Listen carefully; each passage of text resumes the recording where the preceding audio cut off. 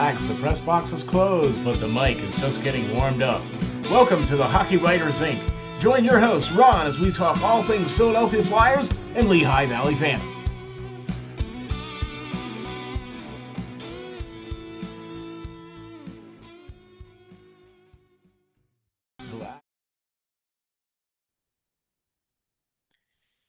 Ladies and gentlemen, welcome to the next episode of the Hockey Writers Inc.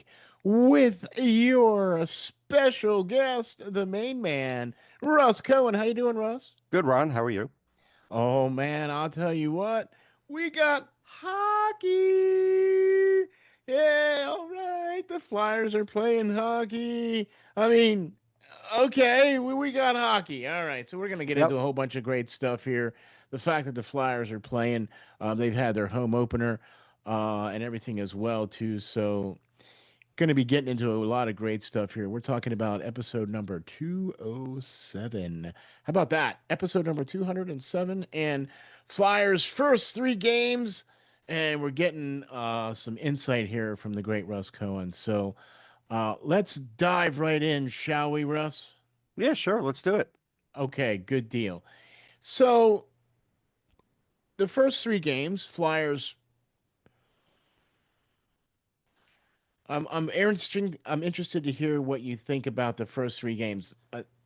I aside from the fact that they won, they did beat the Florida Panthers 5-2 in their last game, but their first two games, I'm very interested to hear what you think of their first two games, and then sprinkle in that third game with the win. Well, I mean, the first two, uh, the goaltending was fine. I mean, Vildar was better, so that's why he got the next start. So Sam Erson's clearly not the number one, because Clearly.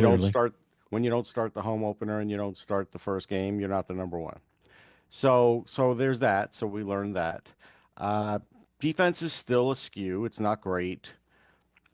They don't control play enough. They have been scoring a bit now, so that's fine. The Cates line is their best line. Is that the best thing in the world? No. It's good for them, not great for the team because they have other guys that, Right. could be doing better that way. I mean, Couturier always, we'll talk about that last game, but he always seems to have like one signature game, but he started off strong again, but you don't worry about him at the beginning of the season. You worry about him in the middle of the season. And towards the end, right? Yeah. So I mean, it's there's some steps forward. There's some guys not playing enough. There's some guys making mistakes like Mitchkov, and then sort of, you know, being coached differently. And so we could talk about how he's being coached. And so there is still a lot to work on. Okay, and that's kind of what I was thinking about here too, Russ, is that there is still this is still a work in progress. Hmm. This is still a moving like a moving target roster. You know what I mean? Because we had Obels for the first game, then we had Luchenko for the next two, right? Right. So have what do you think of Luchenko? I got to be honest with you. You and I both talked about this in previous past shows about Hmm. we thought that it would not be a bad idea for him to actually go back to juniors. Hmm. You know what I mean? What do you what do you think about his play so far the first two games that he's been out there? Yeah, I think he's got 4 or 5 shots on goal, so it's not enough, but okay. Again, pass first guys in this league all have to shoot too. He's not getting a great chance. He's not on the fourth line with Garnet Hathaway. Yes, he has Gorbankin with him, but there's Hathaway, and I saw a lot of plays die, especially in the Florida game. But he also only got 7 minutes, little over 7 minutes, and he's only gotten like 16 minutes. So it's like, again, what could he really prove? What he has done is what we thought he could do and can't do. And so, yeah, he plays good defense. He skates well. He's a smart player. He's not creating enough offense. He doesn't have a good, his line's not good enough to help him create Yeah. offense either. And Yeah. so, he's getting used in not enough spots. He's 50% on faceoffs, but they barely use him on faceoffs. And so Right. he needs to play with other guys on other lines. Even if you start him on the fourth line, there should be points in the game where he could take some shifts with some other lines, and that's Yeah. not happening. Yeah. No, I absolutely agree on that one. Okay, because I I also feel too that like if you're going to bring him in, then you got to have to play him a little bit more than Yeah, 7 minutes a game. You know, you got to yeah. put him in some situations. I And mean, I if told the you, story, and I'll tell it again. Years ago, Barry Melrose had a young player, Steve Stamkos, and he wasn't playing him much. He was playing him like 7 minutes a game, and it eventually got him fired. I did write on my website, which I rarely write. He should be fired. This is malpractice. This. Now, I'm not telling you Jet Lachenko is Steve Stamkos. I'm not. But what I'm no, saying is Rick Tocchet was the coach that came in and rescued Steve Stamkos. Now Rick Tocchet is the coach that's not playing this guy enough. So it just shows you okay, what yep. happens in this league sometimes. Isn't that kind of a, that's a little bit of irony there for you folks, Yes. by the way, just in case. But no, I mean, is he earning more time? I think is that what we're trying Well, to you have to find see? out if you could earn it. You don't know until you Yeah. actually play him. Yeah, okay. So He's that's not kind of what, hurting them out there, so yeah, he's yeah. earned a little more playing time. Okay. That's kind of what I was getting at here too, because I think that's exactly what I think he needs to do is, hey, Rick, a little bit more playing time. Would you mind, please? Just let's see what the guy's got. Yeah, because you And only got and 9 games to fool around with, and then after that, you got to make a decision. and he's at two already, Right. right? So I mean, put him up there, see what you got. Uh the fact that he's already the fact that Taka's already moving lines around.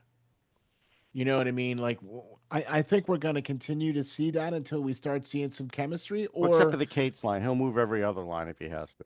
right, but and that's kind of what I want to get at next, Russ, is do you think that's a good idea or do you think it would be more of a better idea to put, hey, let's put some of these kids together and let them play a couple games and see how they do?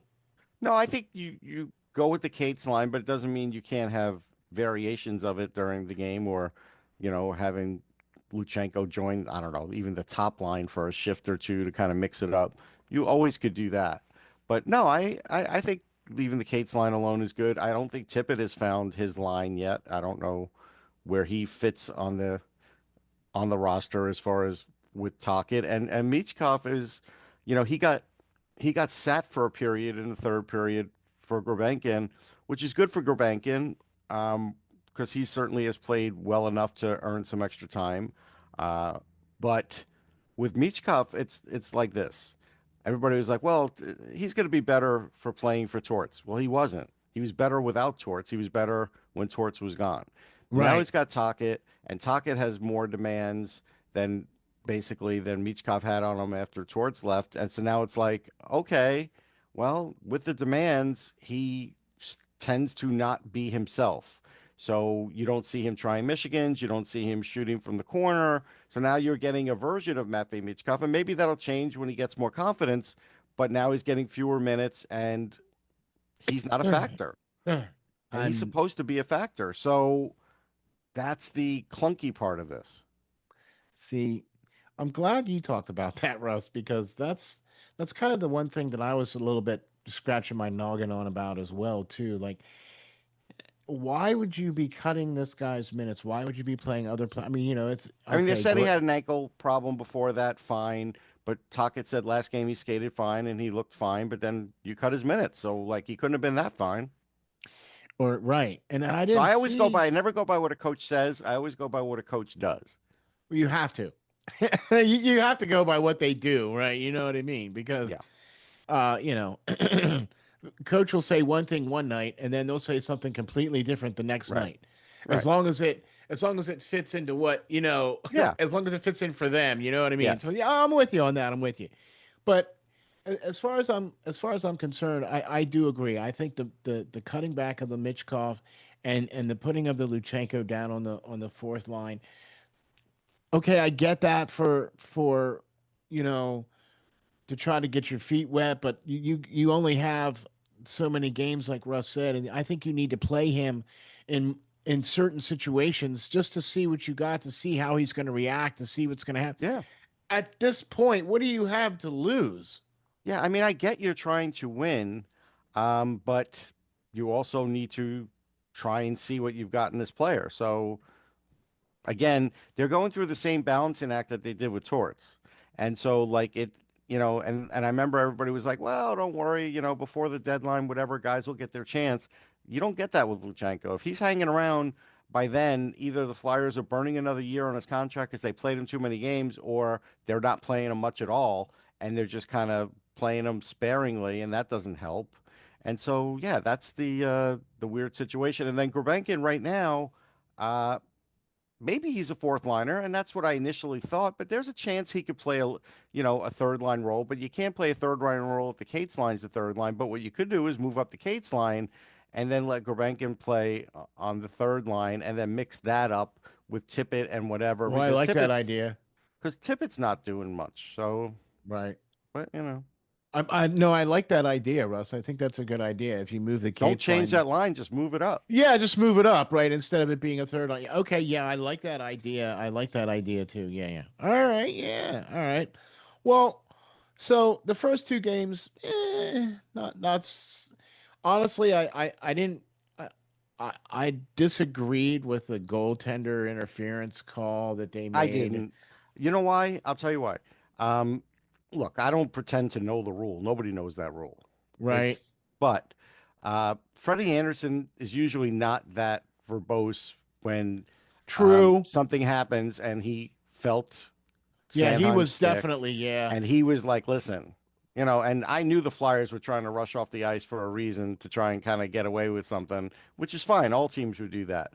But in the end, once they called the review, I was like, yeah, they're going to lose this. But Okay. I only knew because of Anderson. He was my cue because when it happened fast, yeah, it was hard to tell. But he was very, like you said, he was getting up screaming. Yes, You know what I mean? He was getting up screaming, and you very right. You're very right. You very rarely see that from him, right. as a goaltender. So I mean, okay, all right. So that's Doesn't mean one. you could not disagree with it. You can. I'm just telling you what I thought. But I do understand where you're coming from, though, and it does make a lot of sense. You know what I mean? I just Yeah. think it's another one of those things where it's like gray area again. You know Hmm. what I mean? And it's like I always hate when black and whites decide games. Well, it didn't decide the game. All it did was extend the game, and then it decided the game. They could have come back and scored after that. That's true, but So you have to remember, like, how do you react when that happens? Not great because the other team scored quickly. see if they would have exactly, they kind of had their heads down a little bit. They were, Hmm. you could see that the air in the tire kind of went out of them. You know what Right. I mean? Yep. Right. All right. All right. All right. That tests your metal a little bit. It does. Well, with that being said, I think they came back pretty nicely against the Florida Panthers again last night in that game where they were able to win that game. I mean, it was a lot more physical, and I think Florida Yeah. took a lot more penalties than they Oh did in yeah. the first And one. turnovers, through two Oh periods, they had yeah, like 11 turnovers. Like that was nuts. But the weird thing is this. Um, the Flyers had a really good first two periods. First period better than the second, and then the third period they were being outshot something like 12-0, 15-0 for a little while. right. I don't know why Maurice. I don't like when coaches pull the goalie with 3 minutes to go because you make one mistake and the game's essentially over. Where they were dominating the period, maybe they would have grinded out another goal. That was weird. But hey, he rolled the dice and it came up snake eyes. That's fine. Um, but on the Flyers end of it, uh, that shorthanded goal was big. I was in the locker room for Florida, and Sam Bennett basically said, "Yeah, that Reinhardt shorthanded goal like got them going. It fueled them." And that's a big thing because then once you wake a sleeping giant like Florida, Bennett then all of a sudden like started to really. I noticed he poured it on in the third period, and Yep. and then Very you were starting to noticeable. see a different Yeah. team until the Flyers got their third goal, and then that's when the trajectory changed again. But so again, not a full 60. Yes, a win, closer than the 5-2 would let you believe if you weren't really watching the game, but still beat a really good opponent. So that part's good. And Vladar looks good. Like Uh, he's had two really good games. Yeah, aside from that one goal, you know what I mean, that he Yeah. probably would want to Well, have and look, back. he also was in between on one where they almost ran him, Right, and right, that was in the third period. It was a little scary. So right. yeah, he hasn't been perfect, and I still don't know if like a perfect Dan Vladar performance means less than 3 goals. I don't know that because it looks like he kind of will give up three a game, Three a game, yeah, and and that's that's okay. I mean, well, you can survive that way. It depends, eh, I've everything that I've been able to and it's look not at all on and him. see. Some of it's on the No, no, defense no. too. But Agreed, again, agreed. he gets the stat. So The lower their save percentages are, is usually his a is above much average right now, which is you never right, see that from a Flyers goalie, but it's early. right, and he's only and he has had a small sample size as well Yes. too. So I mean, okay, I mean that's not too horrible bad. Um, okay, next game is going to be a tough game again. I mean, like Flyers didn't really get a easy opening schedule. I mean, you got the defending champs twice. You got Carolina, then you go up against the President's Trophy, and you know what I mean. Like the We'll first see couple, though. Again, they didn't get Bob. They got Tarasov, that's and true. we'll see if they get Hellebuck. They may not get Hellebuck, That's true too. That's true so too. we'll have to Okay. see. I mean that plays into it too. And Winnipeg's in town early, so they may not have had another game until that Thursday game. So they're going to be in town practicing for at least 2 days, and that's more than most teams get. Exactly. Exactly. So that's So something too. that's going to play into it as well, I think too. Will will the Flyers take advantage of this time in between games here? You think, Russ, and get in some practice and get in some, some work, some drills? Do you think, or are they resting, or No, it looked what's like they were doing drills today, but I would have started off practice with the power play, because right now the power play is at 10%. And if you're going to quote me movement and whatever, sure, Zegras had a couple shots. One of them was to the outside of the net. One of them was a great shot. The movement's terrific. If you don't have someone near the net and you don't score, it doesn't mean a hill of beans. and that's the whole. Russ, I am not kidding you. Almost every single time they were on the power play, all I was doing was going, "There's nobody in front of the net. There's nobody in front of the net. There's nobody," and all they were doing was just passing it around the perimeter. Yeah. Uh, And they it's might like get a shot and then nobody's there for a rebound. nothing's You changed. know what the worst part was? The worst part was they had a 5-on-4 and one of their players broke a stick and they couldn't take advantage. No, they absolutely could not. They absolutely could not. Florida And that's the was time where still. you have to be able to take advantage.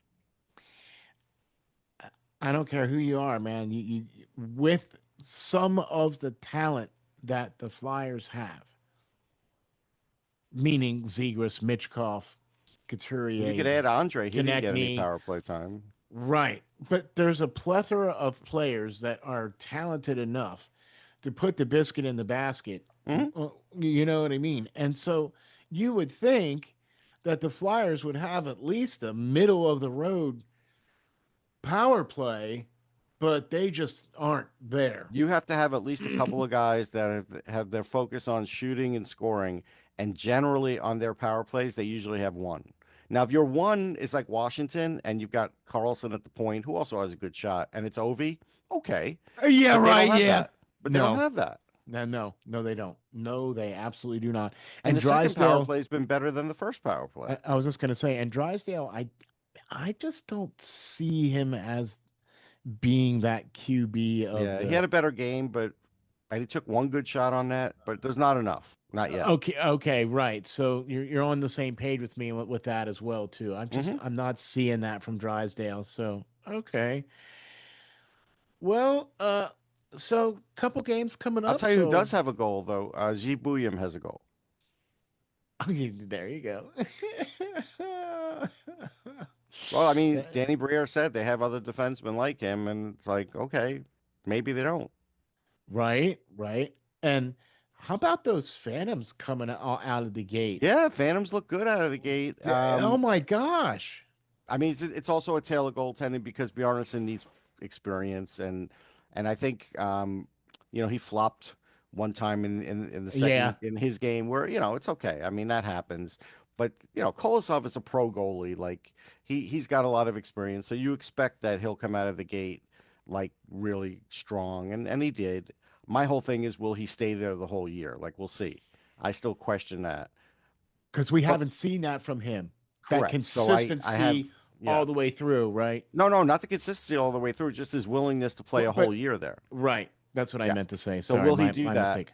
Yeah. Yeah, And but Bjarnason, he has some good moments, and so yeah, he's there learning. He needs to be there a full year, probably 2 full years, and so this is the very beginning of it. So yeah, um, offensively they showed some good things. I did really watch a lot of Alex Bump, and there are some shifts that are chaotic. There are some shifts that are very creative, and so he was getting shots on net, but there was also times he was still trying to go 1-on-3 like he was doing in camp and in yeah, preseason. And so yeah. he still has to break out of that. That's why he's not on the Flyers, and that's why he shouldn't have made the Flyers because of that. Because when you're a line mate with him, you kind of at times aren't really sure what he's doing. So that's going to take a little time to sort of crack that code, and so he needs that. And Barkey looks okay, but he hasn't scored yet, but he'll get Still there. looked, yeah. I was just gonna say, I think the young guys look really good. I was really Yeah, impressed with what I saw from Lehigh, yeah, in that game. So yeah. I think there's some really good things happening. Gendron's really good down there. Will he be like that guy that comes up and then doesn't do much up? Who knows? He might be like Lixell that way, but when he's down there, he looks really good. right, and then the whole okay, we brought Zamula up. They sent him down, Hmm. right, and then they recalled him after he's made the comment that he thinks he should get a. His agent made the comment. He His didn't. agent made the comment, that he thinks he should be getting a better shot, and so Yeah, yeah. he's now up at the big club, and He'll be benched. yeah, He yeah, hasn't been good enough. Maybe he'll get another no, chance in a few more games, but to start, he has not been good enough. So it's the way it goes. I'm not sure Noah Julesen's been good enough either, but that's a whole other okay, discussion. see, and so if either one of them's gonna go or either one of them's gonna stay, the other one's gonna go. Right. You know what I mean? Who would you much rather have down at the Phantoms?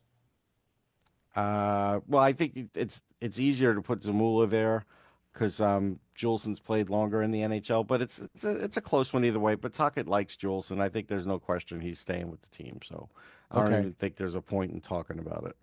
okay, all right. Well, see, man, see, this is why we talk to you, Russ, because you got all the inside stuff, man. I just guess. I'm guessing, man. Yeah, but it's educated guess It or is. edumagest or It whatever is. you want, you know. Yeah, yeah, yeah. I mean, when you spend enough time around the team, you understand and you get it, and Yeah. You you pick know up what I some mean. things. Exactly, and see, that's one of the things that we absolutely appreciate and love. And I can't thank you enough for being on the show here, Russ. Anytime, This Ron. is amazing. This is really amazing. So, look, all you have to do is go to Google and type in Russ Cohen, Hmm. right? And you'll see the laundry list of things that the guy has done. And you got to especially go over to Amazon.com and check out any one of the 11 books that this man has written. And I'm here to tell you, Russ, I've read two so far. Wow. Which ones? The last Game two, winners? Okay. the game winners, and I just ordered the one right before that. Pioneers of Baseball? Yes, that's it. Oh, cool.